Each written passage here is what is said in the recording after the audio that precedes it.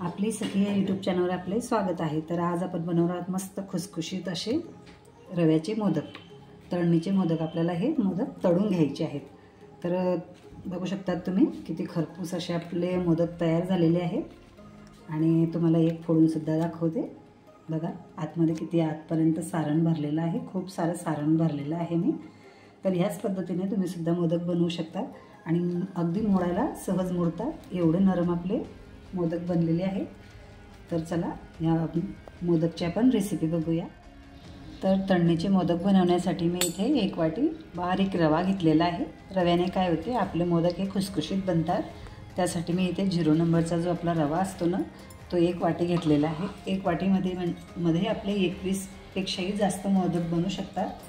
तर इथे मी 1 वाटी रवासाठी इथे 1 चमचा पिठी साखर टाकते। रव्यामध्ये पिठी साखर मी टाकलेली आहे आणि अगदी थोडंसं असं आपल्याला इथे मीठ सुद्धा टाकायचं आहे। तर मीठ आणि साखर मी इथे या रव्यामध्ये टाकून घेतलेलं आहे आणि छान मिक्स करून घेते। तर रवा आणि साखर सगळं आपण मिक्स करून घेतलेलं आहे आणि यामध्ये आता आपल्याला गरम केलेलं तूप टाकायचं आहे मोहन देण्याकरता। तर मी इथे तूप टाकून घेतलेलं आणि हे तूप आपल्याला पूर्ण रव्याला मोहन करून घ्यायचं आहे। तर पूर्ण तूप मी इथे या रव्याला लावून घेणार आहे।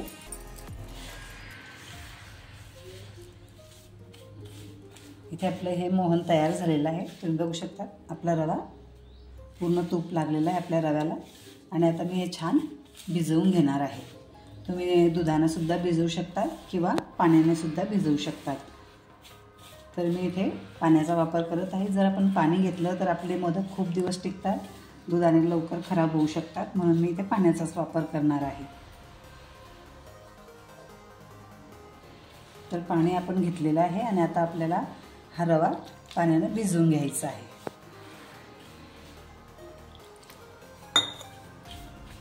तर या पद्धतीने आपण भिजवून घेऊया।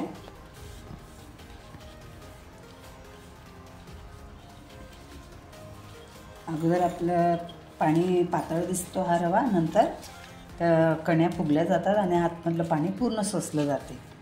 तर मी ते हा रवा भिजवून घेतलेला आहे आणि छान मळून मळून भिजवून घ्यायचं।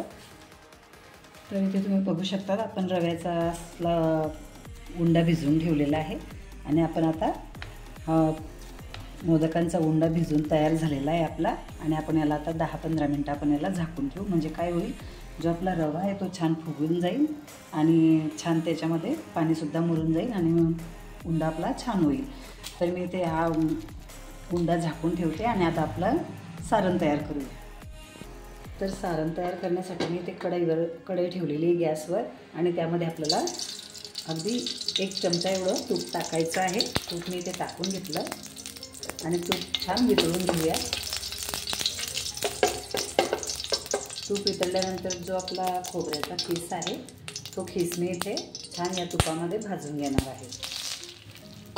म्हणजे काय होईल, खोबऱ्याचा खीस आपण घरी बनवलेला आहे, नारळ फोडून बनवलेला खीस आहे हा, आणि तो थोडा ओलसर असतो, त्यामुळे मी त्याला आता छान भाजून घेते। भाजून घेतल्याने काय होईल, आपले मोदक जास्त आपल्याला टिकवता येतील, खराब होणार नाहीत आणि भाजलेल्या खोबऱ्याचा आपला मोदक खायला खूप छान लागतो। तर मी ते हा हलकासा भाजून घेणार आहे अगदी गुलाबी रंग होईपर्यंत।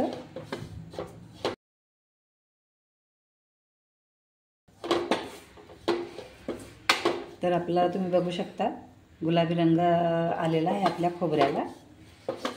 आणि आता मी गॅस बंद करते।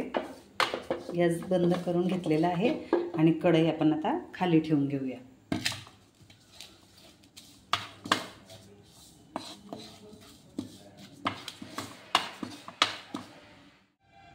तर आपण खोबरं भाजून घेतलेलं आहे, तुम्ही बघू शकता छान गुलाबी रंग आपल्या खोबऱ्याला आलेला आहे। आणि आता या खोबऱ्यामध्ये आपल्याला थोडीशी वेलची पूड टाकायची आहे। तर मी इथे थोडीशी वेलची पूड टाकून घेते आणि अगदी थोडंसं असं आपल्याला जायफळ खिसून घ्यायचं आहे। खिसलेलं जायफळ खूप छान लागते आणि त्याचा सेंटसुद्धा खूप छान येतो।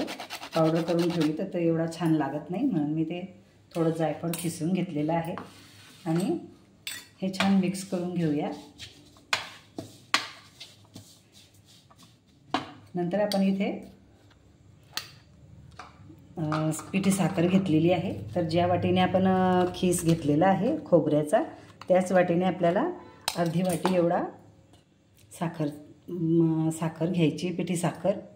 आपण ह्याच वाटीने खोबऱ्याचा खीस घेतला होता आणि ह्याच वाटीने आपण अर्धी वाटी एवढं पिठी साखर घेतलेली आहे आणि ती साखरसुद्धा आपण या खोबऱ्याच्या खीसमध्ये छान मिक्स करून घेऊ।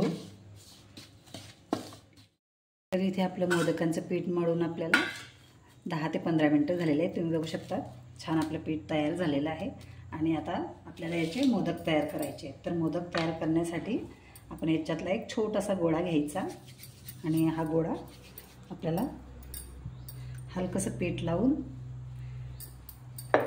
अगदी छोटीशी पारी लाटून घ्यायचं आहे। लाटल्याने काय होते, छान बारीक लाटली जाते। हाताने थोडी आपली पारी जाडसर येऊ शकते, म्हणून मी इथे पोळपाट आणि लाटण्याच्या साहाय्याने हे लाटून घेत आहे। आता ह्या पारीमध्ये आपल्याला सारण भरायचं आहे। तर मी इथे सारण भरते, जे आपण तयार केलेलं आहे खोबऱ्याच्या खिसाचं। तर भरपूर असं सारण भरायचं आहे आणि भरपूर सारणाचे हे मोदक खूप छान लागतात आणि अगदी हलक्या हलक्या हाताने अशा कड्या पाडत आपल्याला हा मोदक बंद करायचा आहे।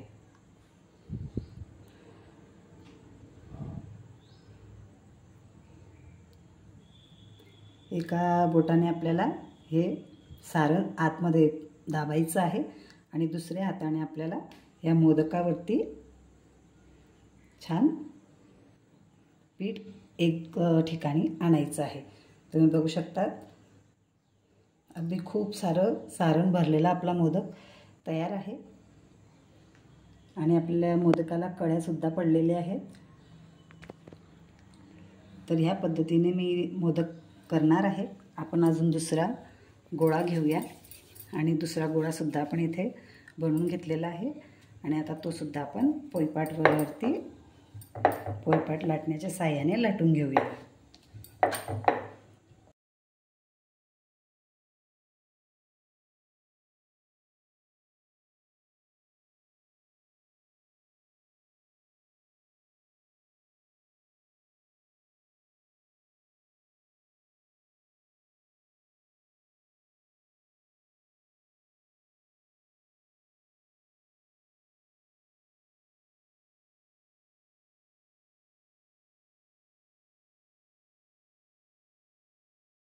तर मैत्रिणींना तुम्ही बघू शकता मी इथे ह्या पद्धतीने असे मोदक तयार करून घेतलेले आहेत आणि तुम्ही बघू शकता किती आपल्या मोदकला प्लेटसुद्धा पडलेले आहेत, कड्यासुद्धा छान आलेले आहेत बघू शकता तुम्ही।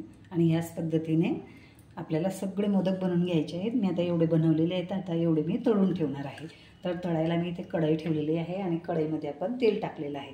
तेल आपलं छान तापलेलं आहे आणि आता आपण मोदक या तेलामध्ये सोडून घेऊया।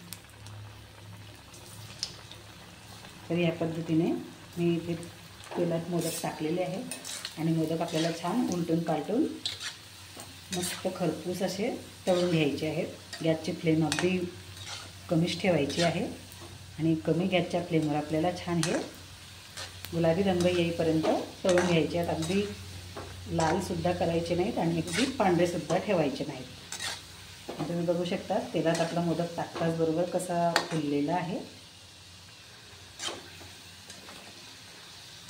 या पद्धतीने आपल्याला छान तळून घ्यायचे आहेत मोदक।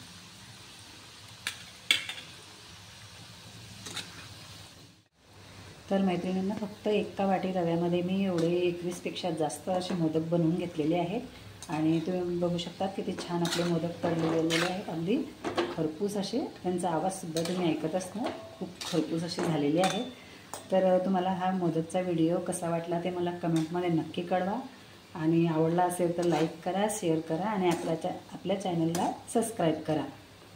धन्यवाद।